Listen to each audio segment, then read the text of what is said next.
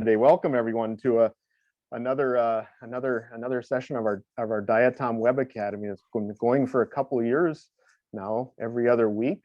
We surely would welcome additional speakers to sign up for upcoming slots. If you've got something you want to share with the world of diatomists or the world of scientists or the world of people out there, please use this platform to help reach across all the divides that we have right now, whether they're pandemic based or global based, to share, the wonder of our Diatom world.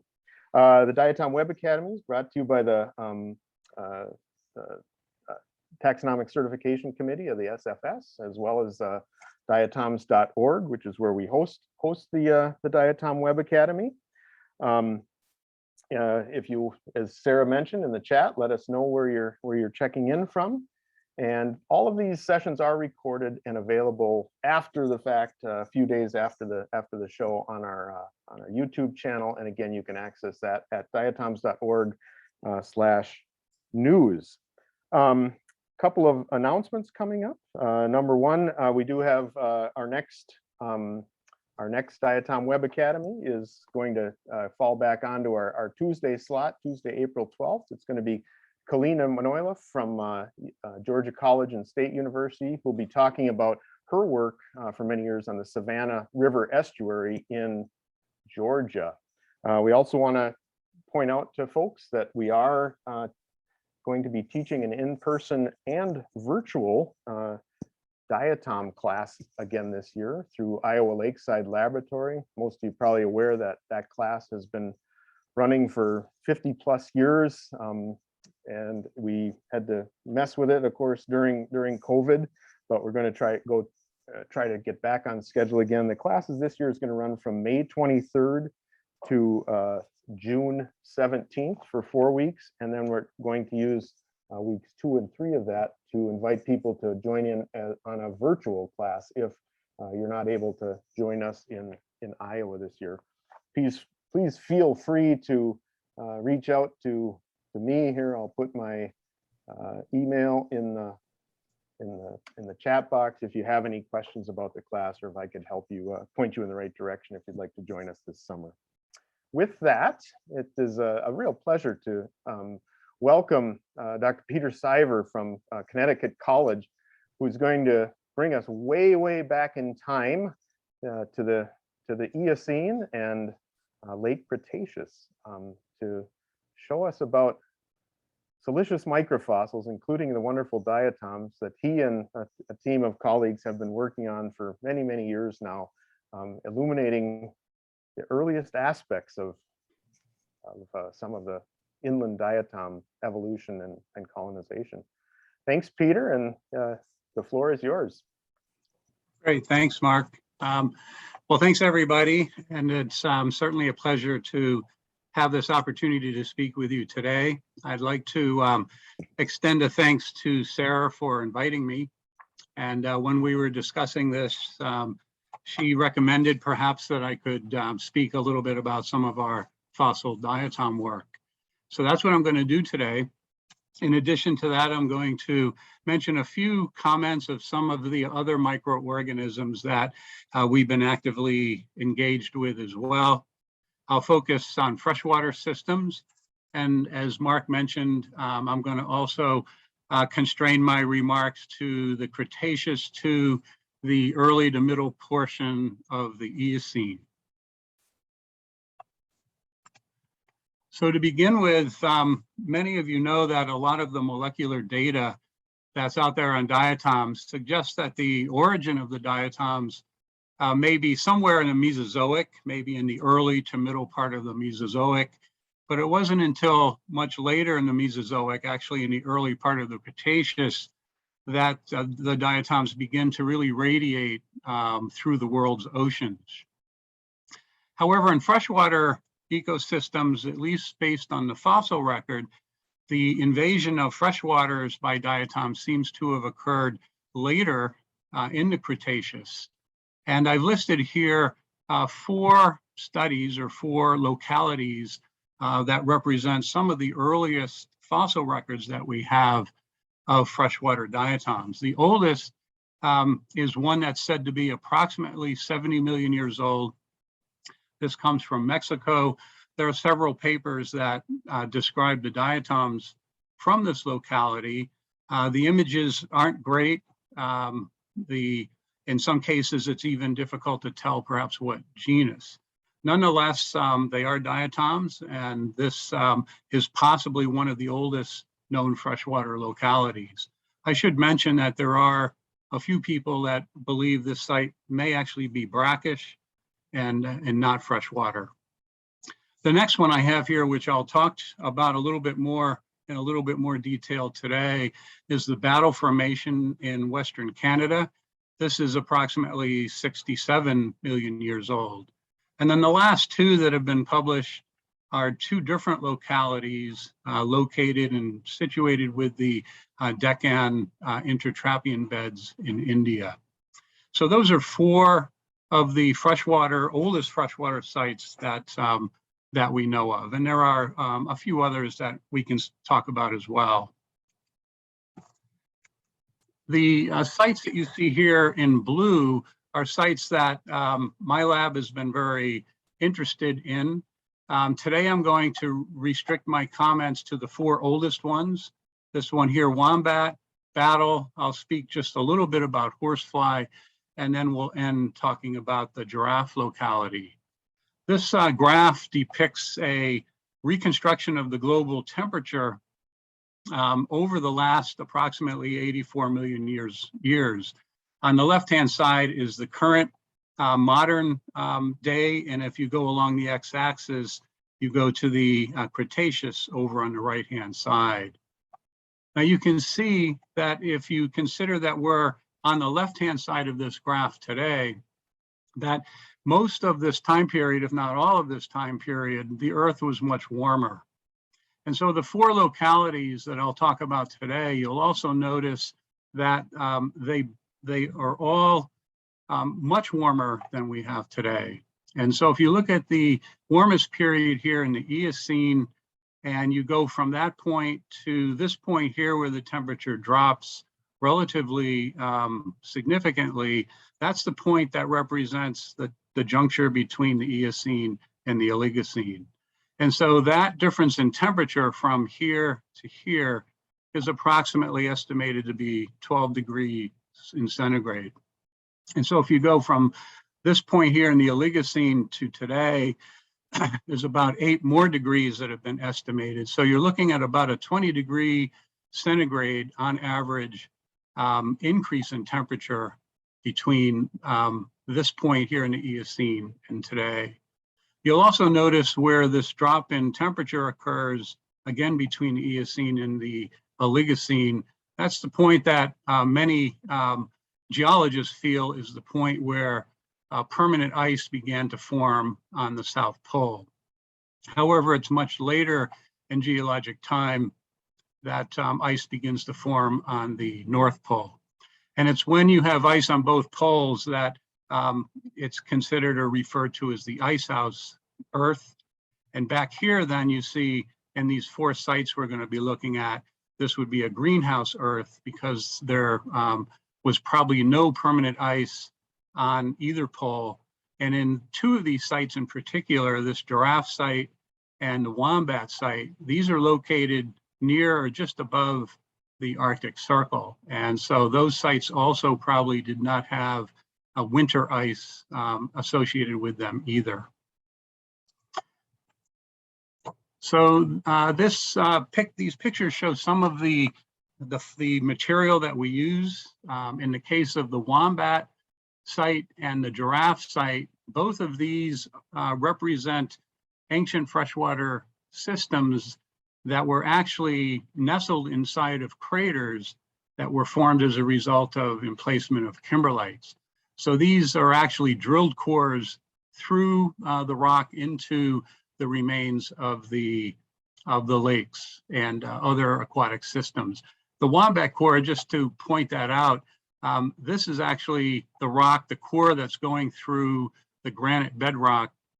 And that point right there represents where the core then goes into the remains of the lake bed. And you can see this is an extensive core in this particular case. The one up here is just showing a close-up of part of the core from the Giraffe locality. The rocks that we've been dealing with horsefly, the horsefly site, mostly come from this particular sequence. This sequence is actually in a museum in Alberta. It was deposited there by Mark Wilson, who I'll speak about in a moment. And this actually is an Eocene site. I believe it's about 51 million years old. And he did an extensive study of the fishes of this particular site. The last site, we also collect from outcrops, and it's called the Battle Formation, and I'll speak about that in a few moments. So let's begin by looking at the Wombat site. We first published, myself, actually, Alex Wolf, who I think he might be on this talk, and Mark Edlin. And we published it about 4 years ago. I'll show you the diatoms from that in just a moment. At that time, we had our best guess, I guess, of how old the site was that it was Paleocene, perhaps a little bit older than that. We weren't quite sure, but it was based on pollen. We now know that the site is about 83 million years old. That's based on some of the more current zircon geochronology.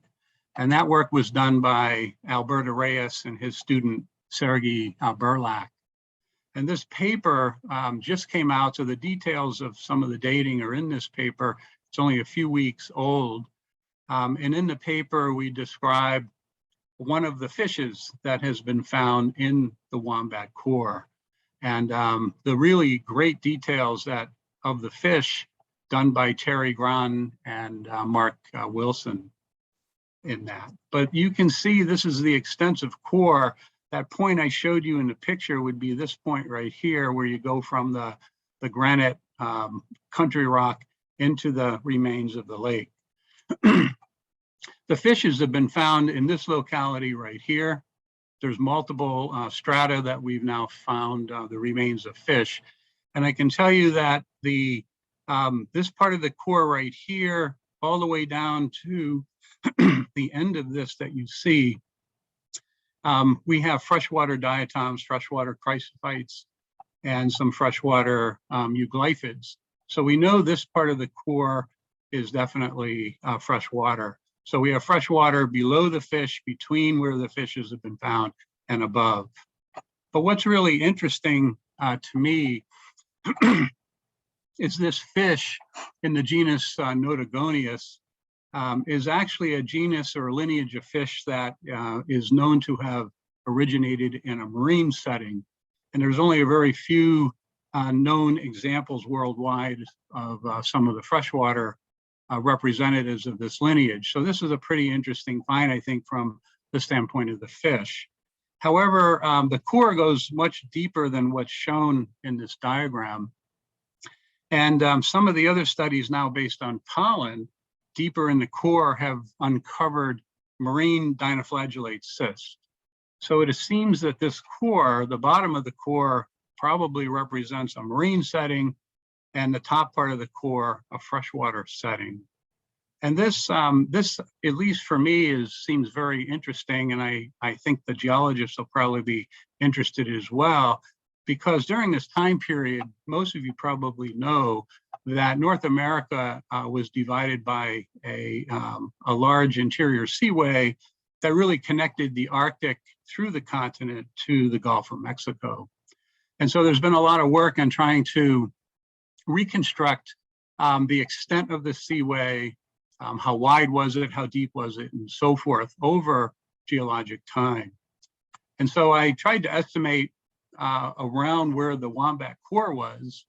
And so in this particular sequence of reconstructions, you can find them in the Slattery et al. Paper. This is approximately 100 to 110 million years ago. And so if that Wombat Core was positioned at approximately right here, it would have been in a marine setting.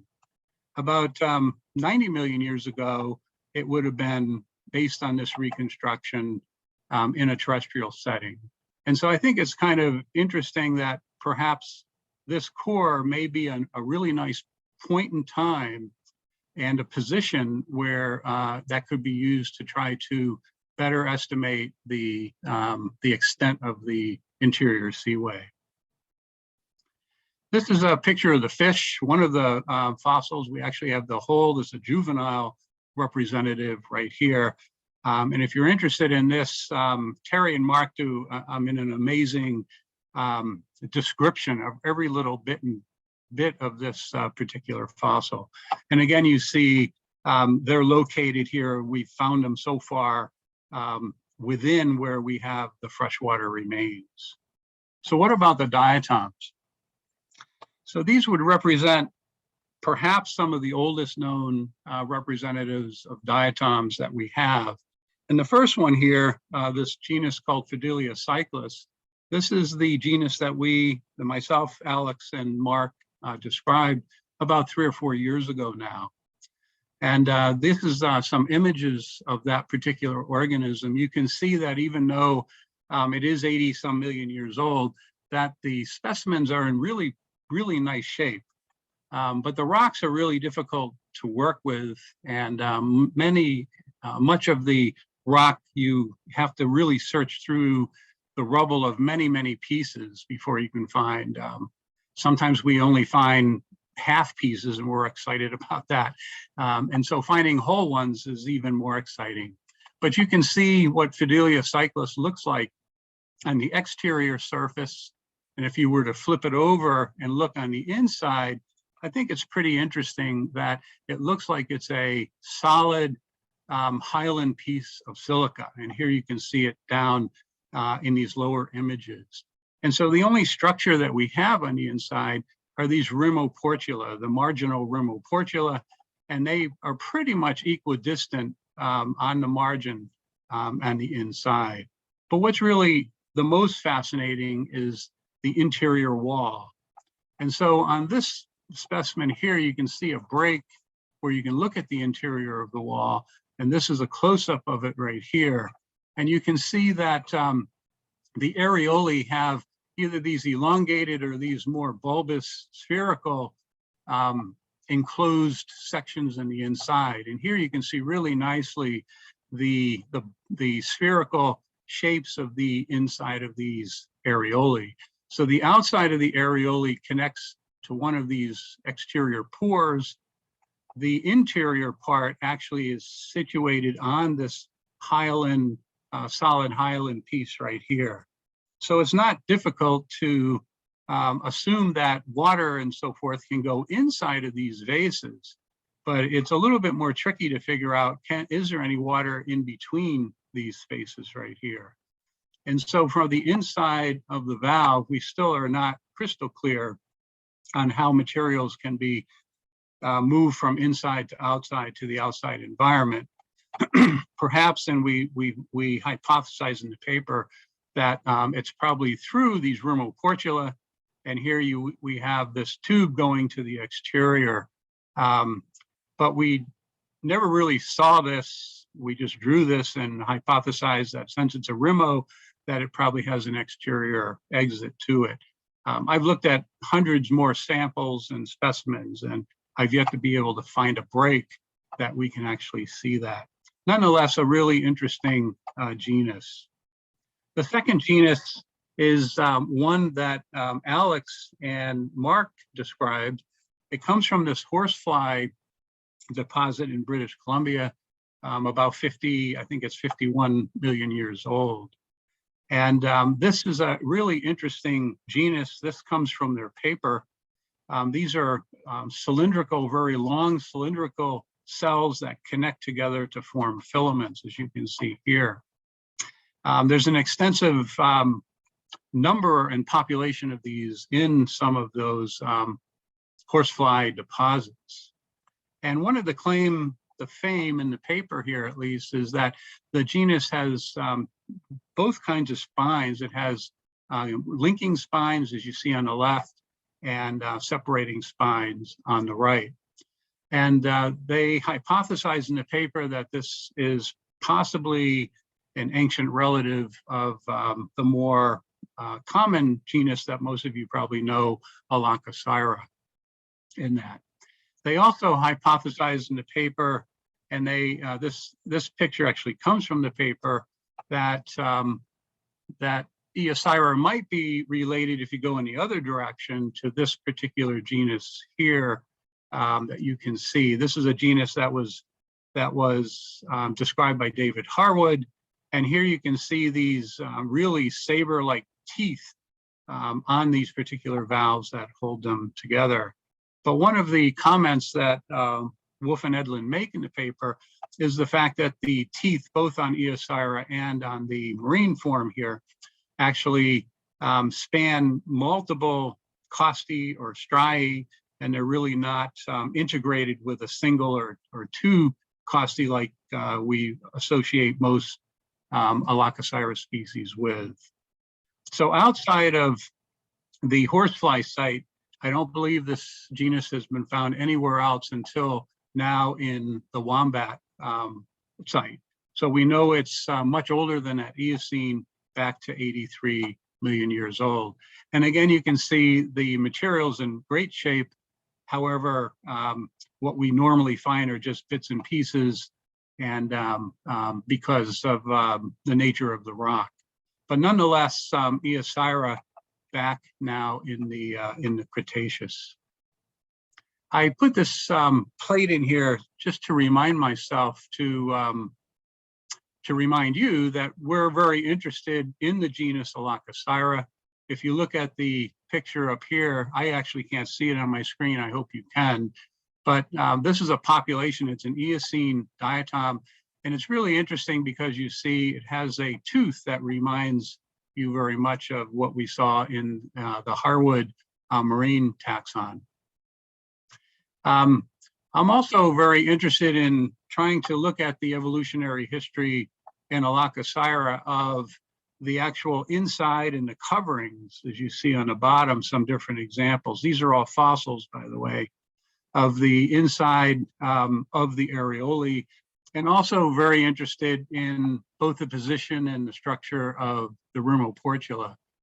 And so I wanted to point out two kinds of rumoportula here. Here you see rumoportula that they are connected to these really extensive tubes. Sometimes they're very long, many times they can be very curvy and twisted, that you can see here, with the assumption that at the end of the tube is where the exit is to the outside in that. So this particular type of rumoportula we've now found on a number of different Aulacoseira taxa from the Eocene and earlier.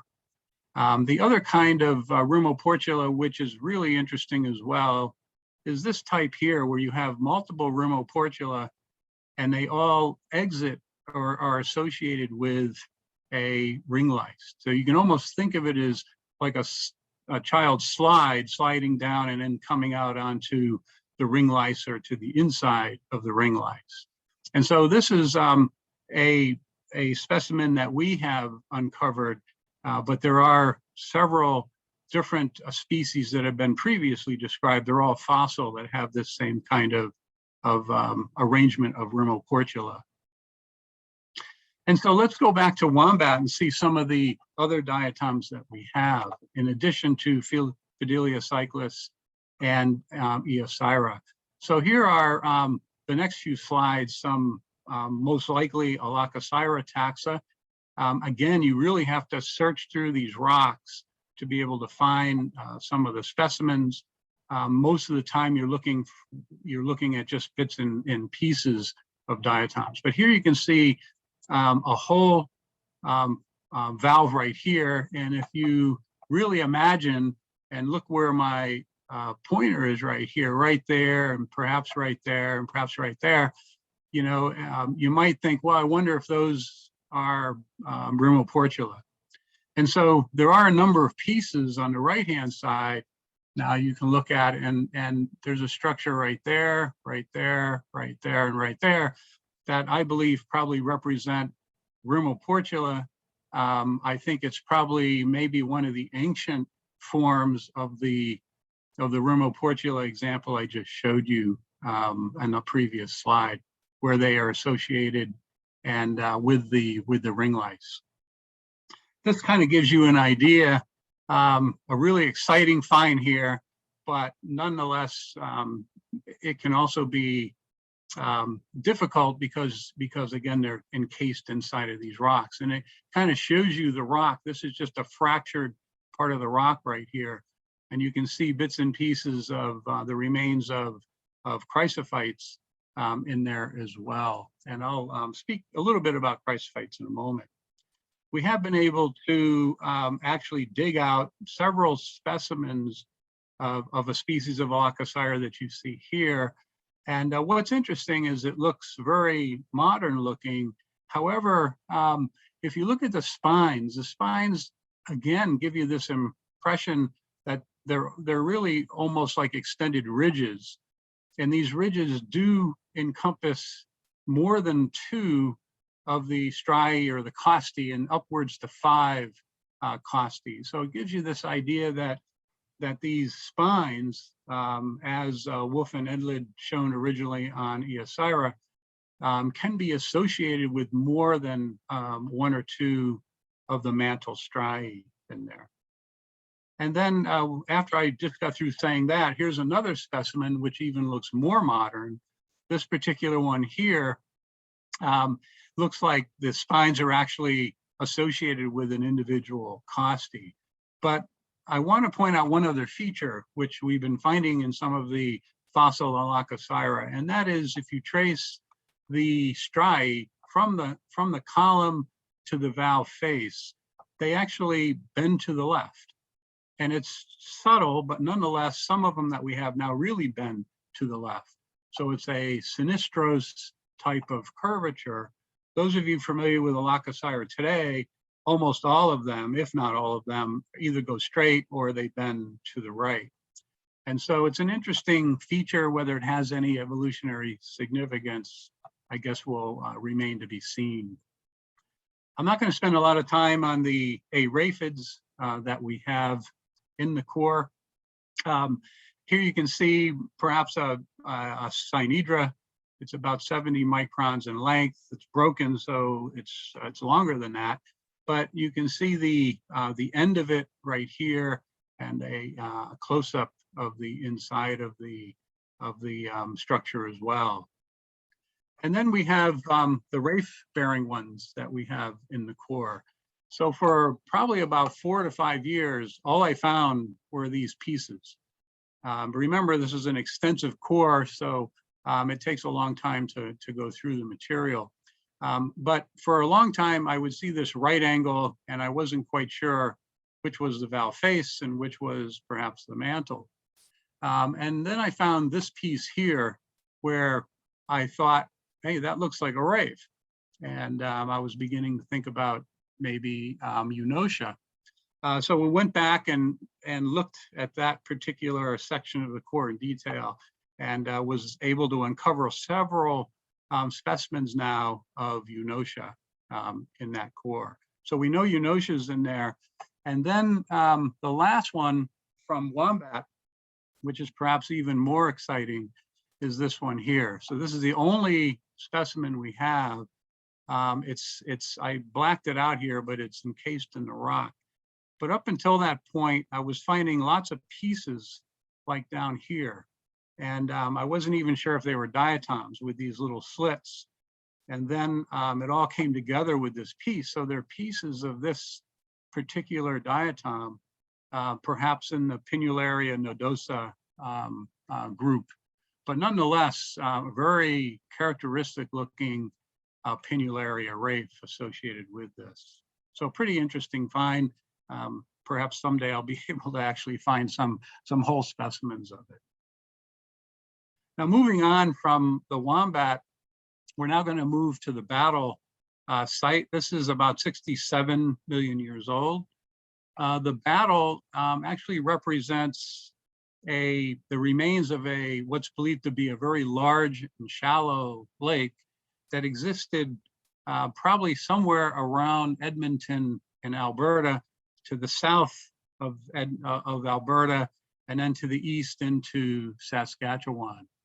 It's a formation that is really dark black, kind of a dark black rock. You can see it here in this place called the Horseshoe Canyon, one of our collecting sites, and it sits atop a formation known as the White Mud Formation, which is really, really bright white. So the stark contrast between the two is quite easy to see, especially when the geologists are with you and point it out. And so there's also some evidence that perhaps this was a large, shallow lake, and then over time, some points in time, it may have dried up a little bit and become many smaller ponds, and then filled again and became a large connected shallow lake once again. Nonetheless, these were the characters that when sampling, we went sampling. This person, Maria Velez, you may recognize. This is Pierre Binda, and this is Monica Clivetti, and they're all at the University of Regina. Pierre actually retired, I believe, over 20 years ago. He walks around with a cane, but he was very keen on going with us because he actually did his PhD on the Battle Formation about 50 years before. He wanted to go back and show us some of the sites, hopefully be able to find some of the sites and talk a little bit about the geology as we traveled. We had to watch out. Most of you may know that Horseshoe Canyon is a famous site for dinosaurs. I almost said diatoms, but for dinosaurs in there. So we had to watch out for dinosaurs. Here's one of them that we had to watch out for during the day. And then at nighttime, those of you that may know Pierre, you have to watch out for the dinosaurs at night as he takes you out to the local pubs. Our trip was kind of interesting as just a little side note here. We had many hours in the car together, especially traveling from site to site over the Canadian prairie. And at one point, Monica here had a phone call from her husband, and then she started to cry. And we were kind of all worried, you know, and it was a happy cry because she had just found out, her husband called her and told her that they were going to be able to adopt 2 young children from the Ukraine. And so Pierre demanded we stop the car immediately.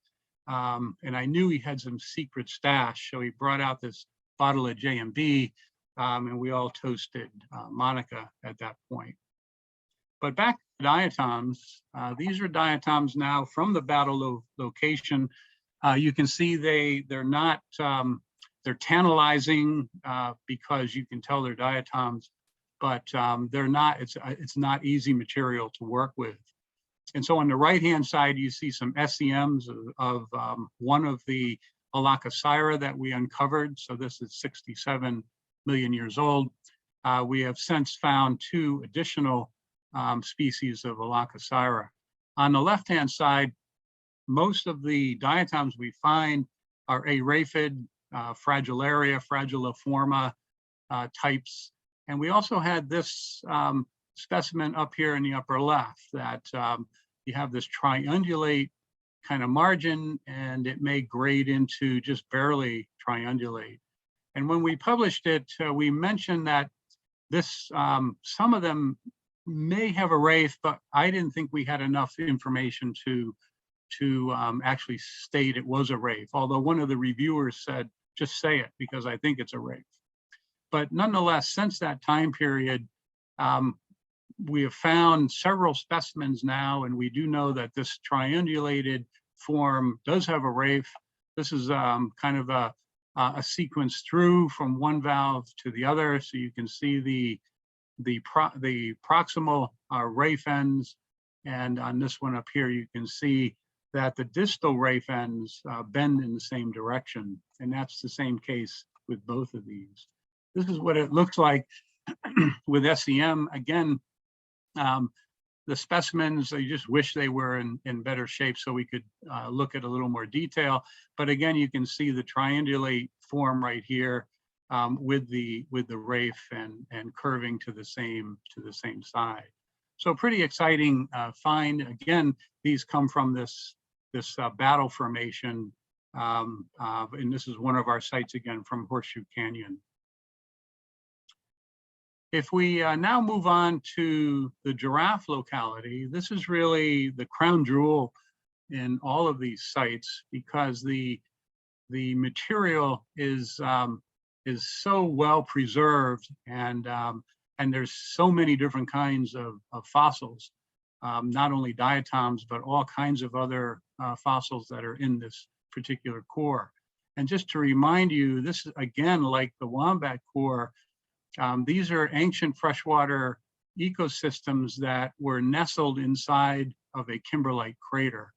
And so that's probably one reason why the material has remained in such good shape over time.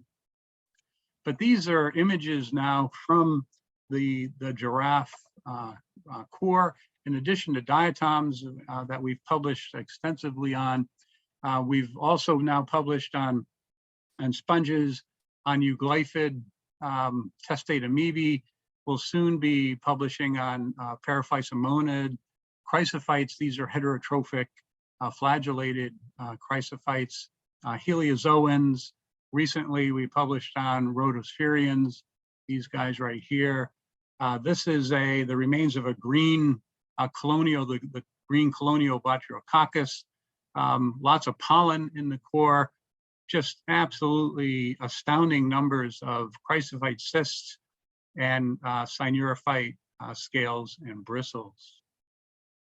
So I'm not going to spend a lot of time on the diatoms that we published earlier on, and I'd like to focus on two diatoms, just two. These are more recent finds and published cases, but I think more interesting ones as well. This is the genus Ambistria. It was first described by Lohmann and Andrews in 1968 from an Eocene site in Wyoming. These are images from their publication. Number 21 here, I made a little bit longer or extended it. And you can see it's an araphid diatom. It has a very, very short marginal striae. And actually in this girdle view right here, you can see that the striae are much, they go down the mantle. So there's actually more strial material on the mantle than there is on the valve face. Lohmann and Andrews also make the comment that most of their specimens they see in girdle view. And so for literally years and many samples that from a specific part of the giraffe core, I found these specimens, and they were always in girdle view, and I really didn't know that they were Ambistria. I really wasn't thinking of Ambistria. I was thinking at first, I wonder if it's some kind of tabellaria, some kind of fragilarioid type diatom. They turned out to be Ambistria. Again, you can see, kind of compare them to the images in the Lohmann and Andrews paper. But here you can see again these extensive striae on the mantle. And it really wasn't until one day, after literally hundreds of hours on the SEM, I found this specimen. And so went back to that particular part of the giraffe core and began to look at it in great detail, and then was able to find additional specimens of Ambistria as well. And there's several characteristics I'd like to point out, in addition to the ones you can see here. And first of all, in the girdle view, you can see the striae. And when you look at the coverings of the areolae, the coverings really are these kind of kidney bean shaped coverings. So kind of interesting from that point of view. The second characteristic I'd like to point out is the fact that in some cases, the frustules can have quite a few girdle bands. And the girdle bands are open girdle bands, but what makes them really intriguing is that they're not open on the apices, but rather they open along the lateral position that you can see right here. And here's another one over in here. So I don't believe there are, I don't know of any other diatom genera where pinnate diatoms where the girdle bands are open in the center like this. There is a paper, I haven't been able to get a copy yet. I only know of the abstract. I think it was published a few months ago by David Mann, and he shows a different, or at least he talks about a new kind of girdle band that actually ends in the middle of the valve like this, but it only goes halfway around. So I think it's more like a clip, and that they have found on some nichioid diatoms, but not quite the same as this one here. The other feature I'd like to point out is how these diatoms actually hook together to form these filaments. And if you look here, you can see there are these ridges associated with the valve face on those valves that are actually going to connect in the center of the frustule itself. And so on the upper left-hand one here, if you look at that ridge, you can see that they actually have these interdigitating teeth. And here you can see them in a little more detail right here.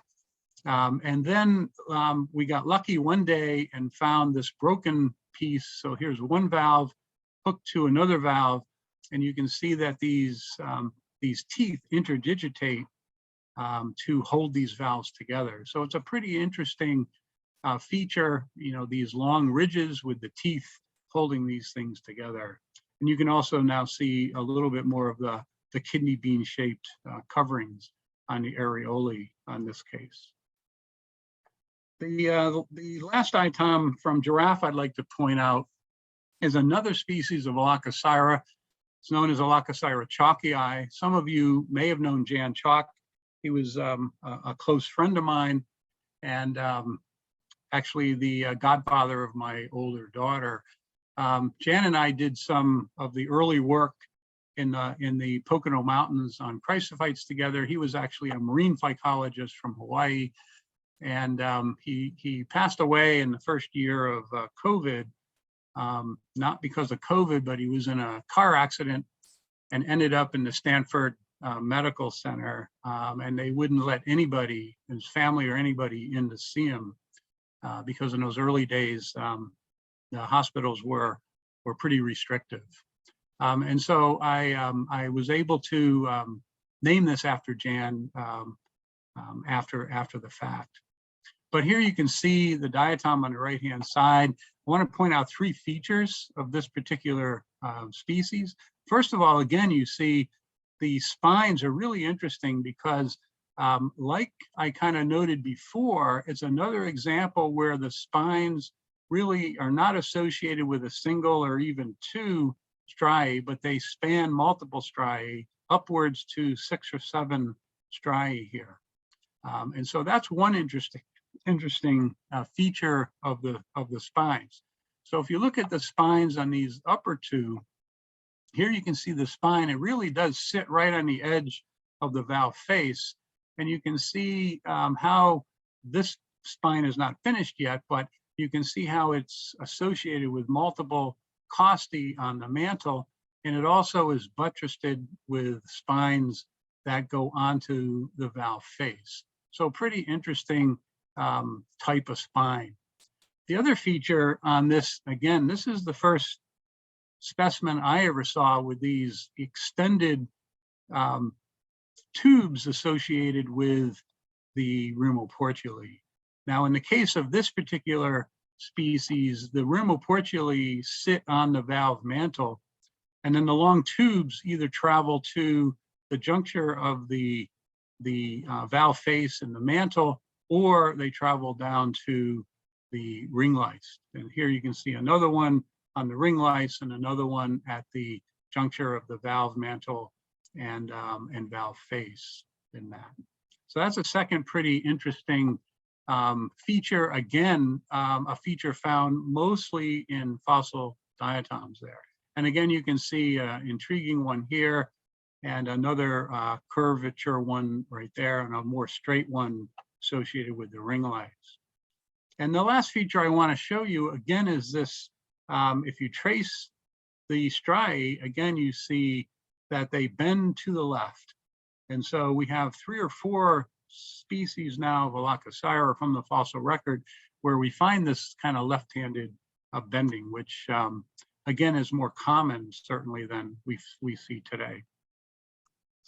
I'd be remiss if I didn't show you some of the other fossils. These all come from the giraffe locality.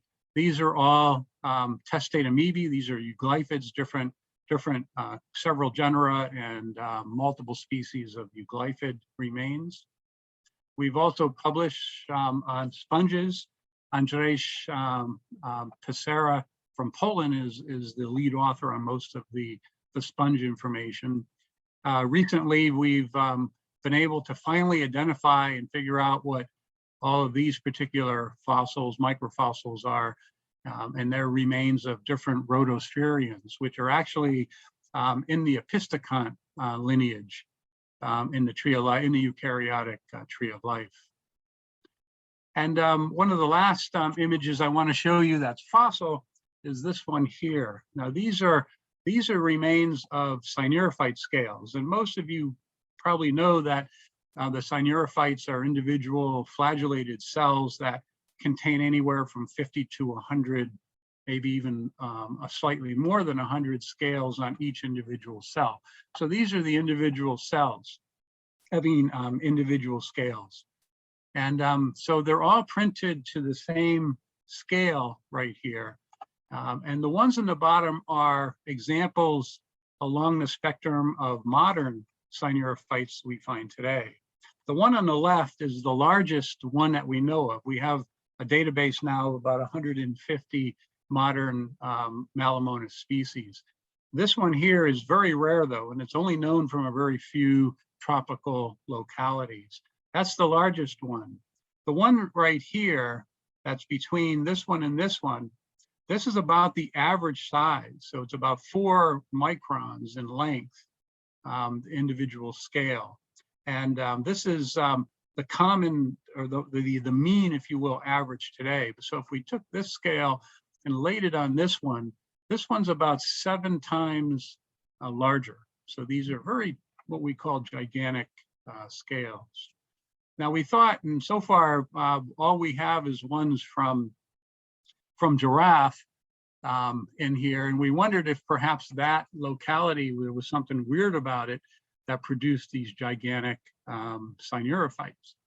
However, we now know if we go back to the Wombat Core, we've uncovered quite a few of these Sinerophytes from the Wombat Core. So this is an Aulacoseira.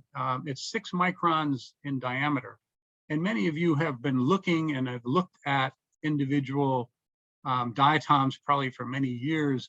And sometimes you'll see the small little remains of the Sinerophyte scales that most of you probably just overlook or don't pay attention to. So again, this is 6 microns. And here it is again. Look at the size of these Sinerophyte scales, these gigantic scales. So it's not only giraffe, we can push these gigantic scales back now to the wombat, to the Cretaceous period. I want to end by just mentioning a little bit of some of the ecological reconstructions that we've been involved in. I could speak about this perhaps at another time in great detail, but this is a picture that's depicting multiple sites that you see in these 3 colors. This is information from the Giraffe Core, and it's very interesting because the samples here from the red are farther down in the core. These are some of the organisms that really are the most abundant organisms and most important ones in this particular part of the core. Then there's a very distinct change in the core, and you go to these other blue samples right here. And one of the more extensive species and microfossils we find here is a species of Aulacoseira that we published on several years ago. And on the upper left, you see 4 different just pieces of cracked rock, the cracked mudstones from this part of the core, and you can see the extensive remains of the Aulacoseira. So in looking at them, I started to perhaps hallucinate a little bit and think, gee, they look sometimes smaller than they do other times. So I had a student actually take 12 of the strata. They're spread out over 12 meters of the core and represented by the black dots. And so I had the student measure 500 diameters of,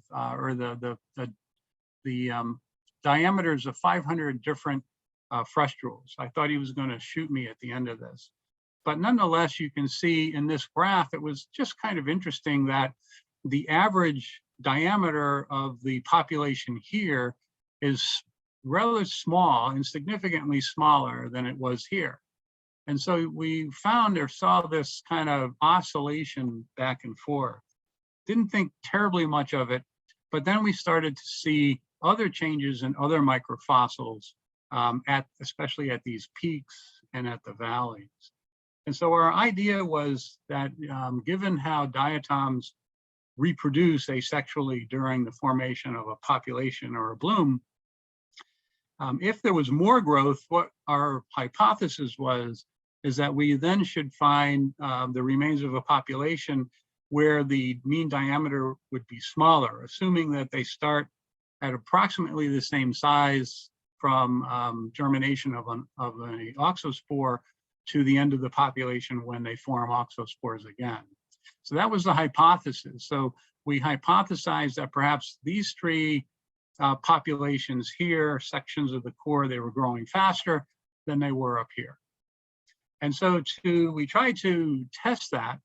And to test that hypothesis, we were looking for a modern core that we had. We've got lots of cores from lakes around the east coast of the United States, but we settled on this one here. It's a lake in Connecticut called Bantam Lake. It's the largest natural lake in the state. And we had taken a core and done an extensive study on Bantam almost 30 years ago, 1991.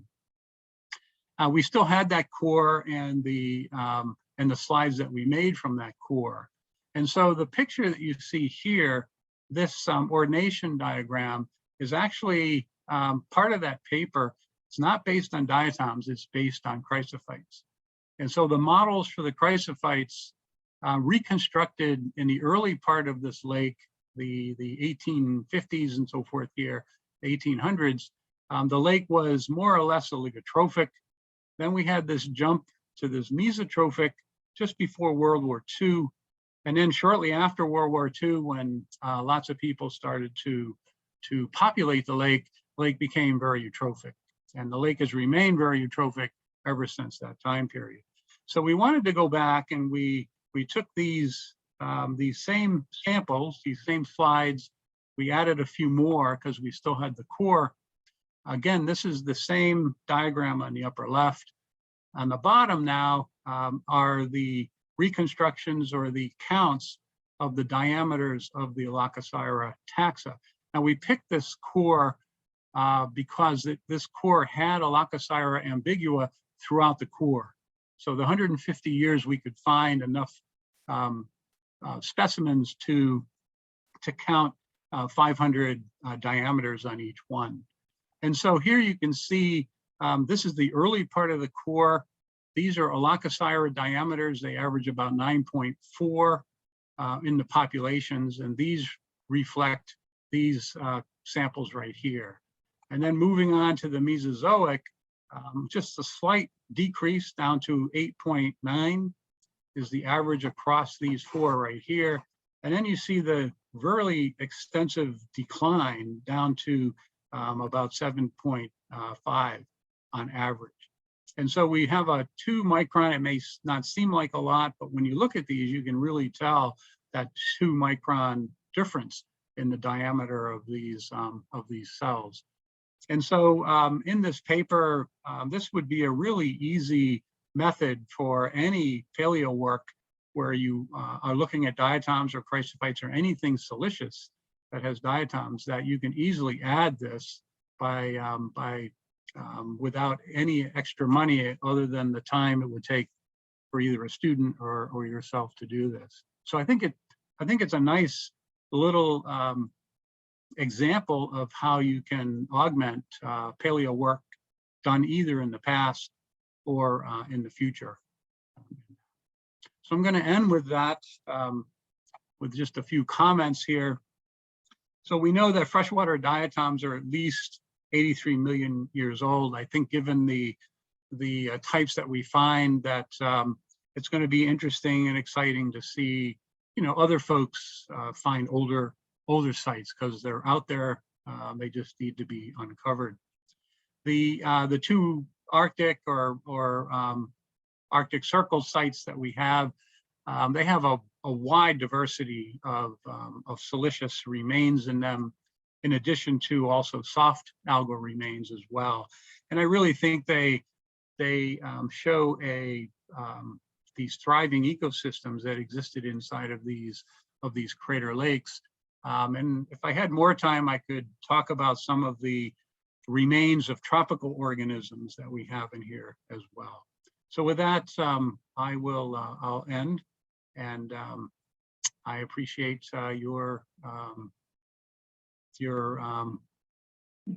appreciate all of you coming and listening. So I just saw Sarah's, boy, Sarah, I thought you were smiling the whole time during. I was smiling the whole time. Thank you, Peter, for a really fascinating talk. I have a whole page of notes and questions. Should I continue sharing my screen, or I just shut it off? But yeah, that's I guess fine. It depends on the question, so I can put it back on if I need. Yeah, if people want to get their questions ready, you can put them in the chat, or you can raise your hand. And while people are doing that, I'll start going from all the questions that I have, Peter. Okay. I really like how you placed the climatic conditions over time and put the geographic localities on that timeline. That was really interesting and helpful to put things in that context. And so one of the questions I had was, you talked about Aulacoseira a lot, and maybe implied that it was connected to Harwood's genus that was marine. How do you think about that? Are you seeing as Aulacoseira as being exclusively freshwater? Or is it connected to something that is rather similar, as these spines perhaps go from being broad over costy to more reduced in time? Well, I think, well, first of all, that connection to David Harwood's genus there was really a hypothesis put forward by, Alex Wolff and Mark Edlund. So that was in their paper. It's not something I dreamed up in that. And so the connection would be looking at the spine type in the Harwood genus to that Eoseira. And then what we've been finding, again, that's kind of tantalizing, is multiple species of what I would consider to be really Aulacoseira that also have spines that that span, multiple costae on the mantle. And so that seems to be a trend, I think, because you don't see that. You see it less and less as you get younger and younger in the fossil record. So there is a big jump between the Harwood to the Eoseira to Aulacoseira, but nonetheless, I think the just that idea that the spines were not necessarily associated with an individual costae, like we see many of them today, that's a much more common theme, back in these earlier Aulacoseira forms. Not all of them, but certainly some of them. I see Mark has his hand up. Go ahead and ask Mark.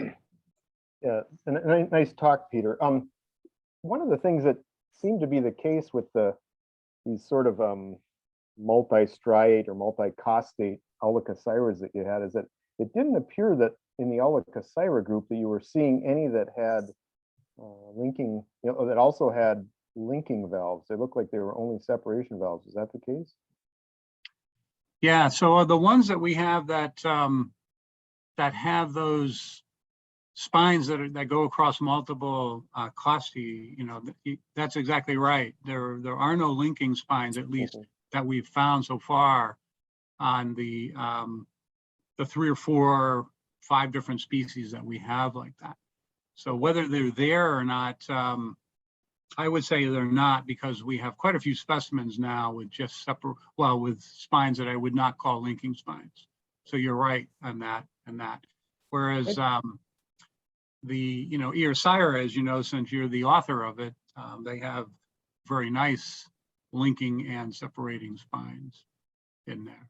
One other quick follow-up. I'm curious about you brought up the material from Ambistria that was the Lohmann and Andrews genus, and I'm just curious if you were ever able to track down that material to actually look for yourself. I tried really hard, and that material's supposed to be in the Smithsonian. And Pat Koselleck once mentioned that he thought he had seen the material. It's in their satellite, locality where they store a lot of their specimens. And so I contacted them. We had discussions. Several of the folks there said, well, we're going out to the facility tomorrow. We'll hunt again for them, but they couldn't locate them. Oh. So all that we had to go on to make our comparisons was their paper. Okay. In that.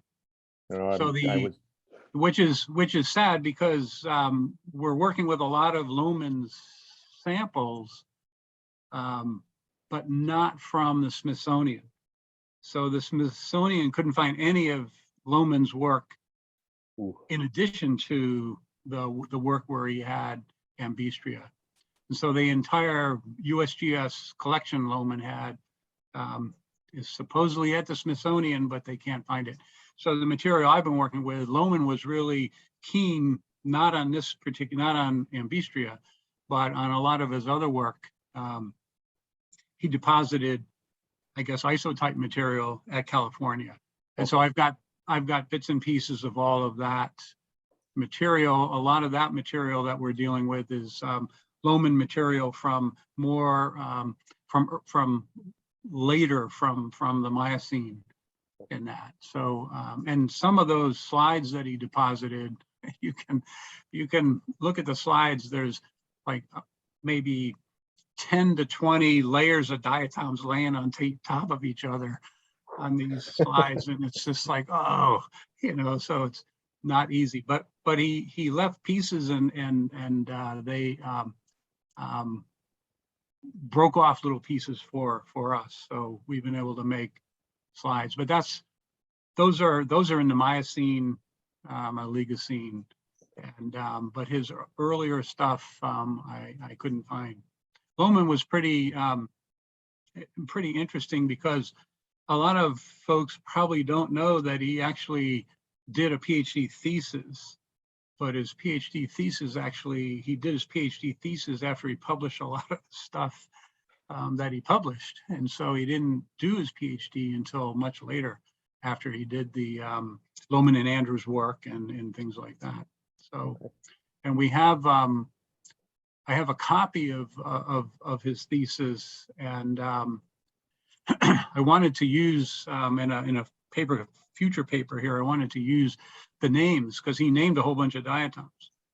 But the people that deal with the code claim that they're not valid, because he never published them. And so so I have to figure out, I'd like to use those names. It'd be easier to do, because he saw them first. Sure. Okay, thanks, Peter. Yep. Joe has his hand up. Hey, Joe. Hey, Peter, great presentation. I know you mentioned you're spending hours and hours on the SEM searching for some specimens, and I'm guessing that's because they're really low abundance in some of these formations. Is that the case? I think some of them, in some cases, yeah, I'd say they're low abundance. In other cases, like in Wombat, it looks like the specimens were put through a blender and there's just millions of pieces. And then then you find a piece of a half of a diatom or a quarter of a diatom, and then you find, but you can see the pieces. In fact, I'm getting pretty good at looking at a piece and knowing what it is now, but that's after many, many hours on that. And it can be very frustrating at first. You see pieces, and in some cases, they turn out to be these rotosphaerids or something else. But in some cases, I think there's actually, I think the abundances are actually much more than in other cases. I think in the battle formation, that's even a harder rock to deal with. And so trying to break the rock apart is, and try to, to actually get them out of the rock is pretty difficult. So in some cases, the best specimens we have are ones that are still encased in the rock, but you see part of it exposed in that. I should say on the Wombat one, I'm almost certain that we have Asterianella as well.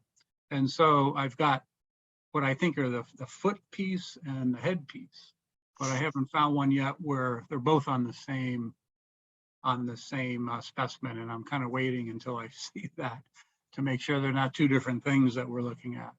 Right. Nice. Yeah, I've done a bit of breaking apart rocks to find diatoms, and for a project working at the Ashfall site, which is a Miocene site, Mark and I had some luck with some heavy liquid separation for those low abundance samples that really brings it out. So I don't know if you had tried that or would want to try it, but yeah, we've certainly tried, helped us. Yeah, I mean, we've tried a number of things. One of the things that I really try to be careful of, since we're looking also at these Chrysophyte scales and Sinerophyte scales and stuff, is that's one of the difficulties, is trying to do different methods where some of the methods I know I'm going to get rid of all the Chrysophyte scales, and I'm trying to my best to keep all of them together because we're just as interested in the Chrysophytes in that. So, but no, I think you're right. I think some of the Miocene stuff we have, a lot of the Miocene stuff, especially in the diatomites, it's just a pleasure to work with compared to these Cretaceous sites in that. Great. Yeah, I have another plenty of questions about the Miocene, but I'll have to follow up with an email for all of those. Yeah. I have another site. I wanted to mention also that for those of you that may know or may not know, and that's why I kind of hesitate saying this is the oldest freshwater site. I don't want people to think, oh, well, he's just picking his own site. There is a paper, that's relatively recent from India, and they claim that they have freshwater diatoms. They look very modern, and that particular site they dated to the Permian. So that's 275 million years old. And if that's true, then the sites we're looking at are pretty young, compared to that. But some of the diatoms that they have things that you can actually say that's a nichia.